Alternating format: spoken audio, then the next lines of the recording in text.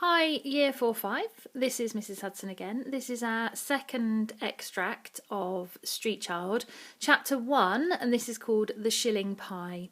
As we go through, you'll see some of the words are underlined, as they would be in our lessons. So have a look at the word as I read it, and see if you can find out what that word means on the internet using Google, perhaps using a dictionary at home if you've got one, and you can email us the answers to those words for some extra points, some extra Marvellous Me badges. So Chapter 1, The Shilling Pie.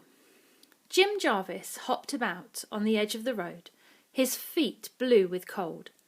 Passing carriages flung muddy snow up into his face and his eyes, and the swaying horses slithered and skidded as they were whipped on by their drivers.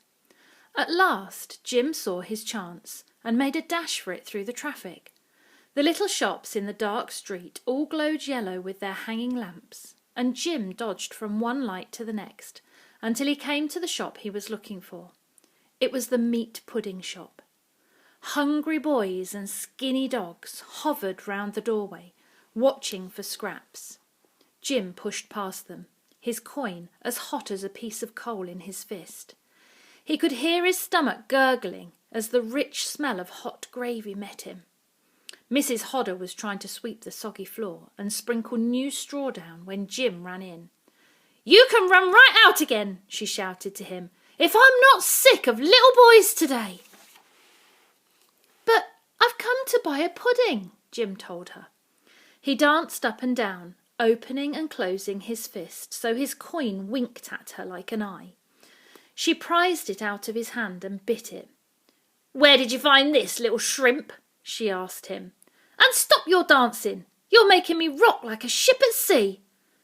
Jim hopped onto a dry patch of straw. "Ma's purse. And she said there won't be no more because that's the last shilling we got. And I know that's true because I emptied it for her. So make it a good one, Mrs. Hodder. Make it big and lots of gravy."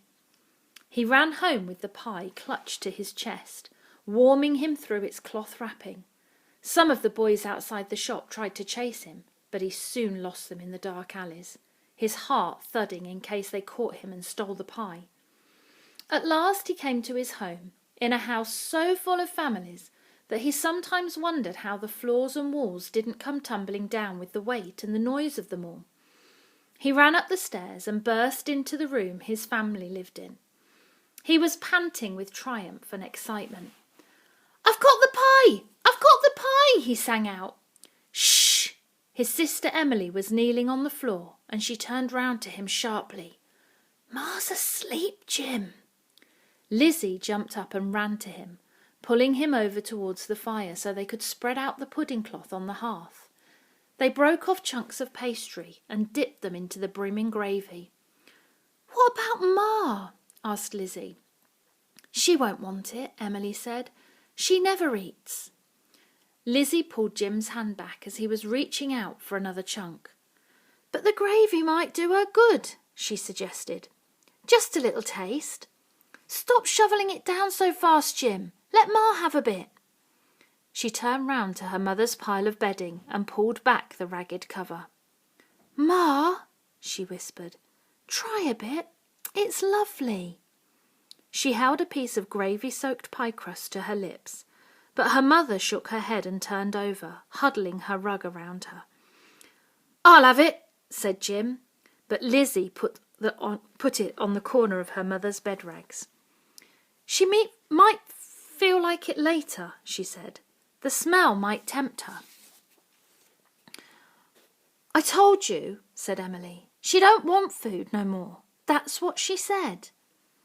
Jim paused for a moment in his eating, his hand resting over his portion of pie in case his sisters snatched it away from him. "What's the matter with Ma?" he asked. "Nothing's the matter," said Emily. She chucked a log on the fire, watching how the flames curled themselves round it. "She's tired is all," Lizzie prompted her. "She just wants to sleep, don't she?" "But she's been asleep all day," Jim said. "And yesterday, and the day before." "Just eat your pie," said Emily. "You heard what she said. There's no more shillings in that purse, so don't expect no more pies after this one." "She'll get better soon," Lizzie said. "And then she'll be able to go back to work. There's lots of jobs for cooks. We'll soon be out of this place. That's what she told me, Jim." "Will we go back to our cottage?" Jim asked. Lizzie shook her head. "You know we can't go there, Jim. We had to move out when Father died." "Eat your pie," said Emily. "She wants us to enjoy it." But the pie had grown cold before the children finished it. They pulled their rag pile close to the hearth and curled up together, Jim between Emily and Lizzie. In all of the rooms of the house they could hear people muttering and yawning and scratching. Outside in the street dogs were howling and carriage wheels trundled on the slushy roads. Jim lay awake. He could hear how his mother's breath rattled in her throat, and he knew by the way she tossed and turned that she wasn't asleep. He could tell by the way his sisters lay taut and still each side of him that they were awake too, listening through the night to its noises, longing for day to come.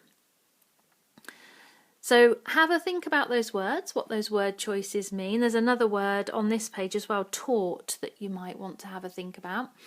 And then make some predictions again. What do you think is wrong with Mars, the Victorian age? Have you done any of your research on Victorians yet? Can you find out anything from the Victorian age to perhaps have a think about what might be wrong with Mum and what might happen in the next chapter? So we will catch up with you with the next chapter tomorrow.